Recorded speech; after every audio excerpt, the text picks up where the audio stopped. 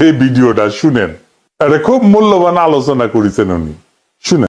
যে হাসনাত আব্দুল্লাহ এতদিন আন্দোলনের জন্য রাজুতে যেতে বলতো, রাজুতে আয়, সেই হাসনাত আব্দুল্লাহ এখন কোথায় যেতে বলবে?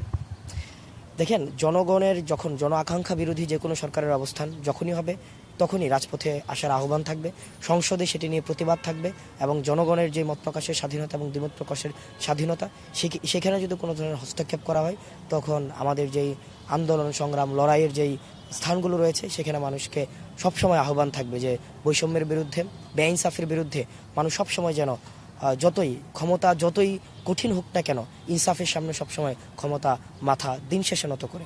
তো সেই জায়গা থেকে তাদের সবসময় আহ্বান থাকবে, শুধুমাত্র রাজু তো আমাদের প্রতিরোধের প্রতীক, রাজু আমাদের হচ্ছে বৈষম্যের বিরোধী প্রতিরোধের প্রতীক এবং বাংলাদেশের ফেসিবাদ বিরোধী এবং ক্ষমতা কাঠামোর বিরুদ্ধে সবসময় সরব যে স্থানটি ছিল সেটি হচ্ছে রাজু। তো সিম্বলিকভাবে বাংলাদেশের প্রচুর স্থান রয়েছে এরকম যেখান থেকে লড়াই সংগ্রাম উঠে এসেছে, প্রত্যেকটি জায়গাতেই সরব উপস্থিতি এবং অবস্থান এবং আহ্বান সবসময় থাকবে।